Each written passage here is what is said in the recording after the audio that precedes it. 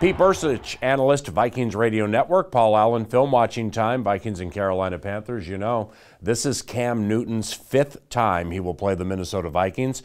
Overall, he has 7 touchdowns and 4 interceptions.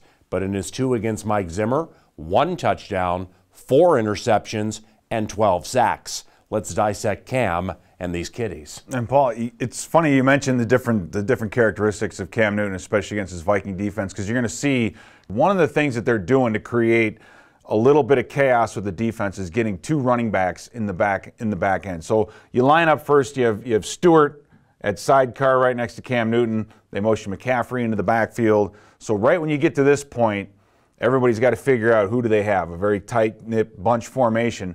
And this is what they're doing out of it. A lot of options. So when the ball's snapped, the quarterback's just taking a look and see what's happening over here. Normally there's a defensive end. In this case, they blitz a linebacker. Yeah. So he sees someone coming in and upfield, so he decides to hand that football off, which is the right thing to do. What you do see up front, though, New Orleans Saints are doing a great job of being physical. You watch these 3 defensive linemen, because they're the ones that end up having to take care of this run. Matt Khalil at left tackle. This right here, though, you see this guard, you see the numbers start to show. So that means he's got his guy turned, got his guy torqued. All those guys playing their gaps, and then nothing in the way. You have a body on a body here, so you should be able to get 2, 3, 4 yards on the ground. Yeah. They get nothing because New Orleans is so physical up front. I think that matchup, those kinds of things bode very, very well for the Viking defensive line because we're as physical as you can get. So another way, again, Stewart in the backfield along with McCaffrey. They motion him over here because they know they want to run this ball this way. Now, defensively, everybody has a responsibility.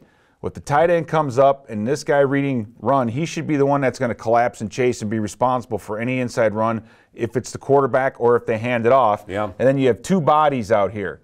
Outside responsibility, so whoever comes out here first, and then this linebacker has anything else that comes inside. So when teams throw the option at you in the red zone, it gets a little dicey because, guys, if you don't practice it every play, if you don't really go through it and know it every defense, every snap, what your responsibilities are, guys get confused, and then this happens. Yep. When you have 2 bodies inside. But does he have to get that?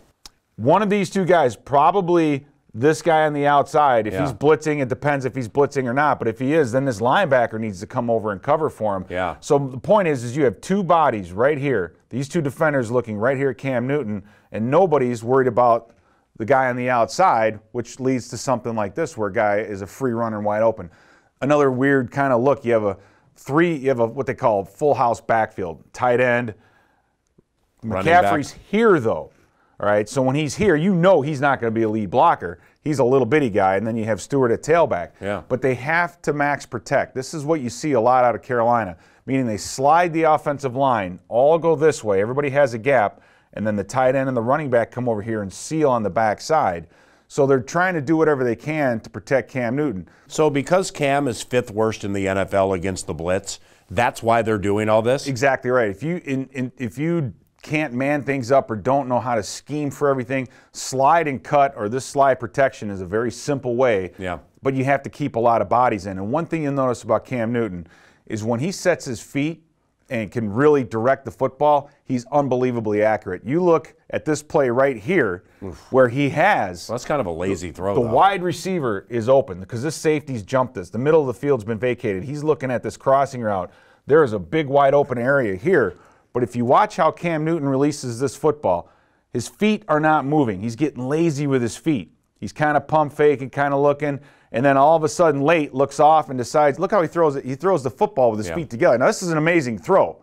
It's almost 50 yards in the air with his feet not even set. But when he can't set his feet, when he's feeling uncomfortable in the pocket, you get this down the field inaccuracy, and that's why defenses are saying, hey, we need to blitz this guy and get him off of his game. Now, as bad as Cam Newton's throw on that last one was, when he sets his feet. A lot of 3-man routes for Carolina. Exactly right. And that is good. I mean, that means a linebacker. So you have a decision defensively. Do we leave these guys try to help underneath? Because you kind of waste a lot of bodies in here. You see 4 defenders up here on 1 wide receiver. Yeah. You're not getting a lot of rush on Cam. But when he can set his feet, ball's delivered from the 50, and it is right on the money. They get a pass interference call on this play. But when he can set his feet and get down the field, he's unbelievably accurate. Defensively, we'll talk. Everybody knows about Luke Kuechly, and this is what makes Kuechly so good. It's not that he's so big and so fast. He's smart.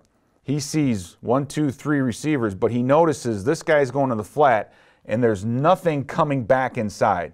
Because if there was any one of these three decide to come underneath, then he would be the short inside defender. So he gets up to the top of his drop, and he sees right here, this guy's going to the flat, this guy's running vertical. He knows this is the area that they're trying to get to, and he undercuts this route. It's just brilliant. Undercuts, looks back, boom, catches the football.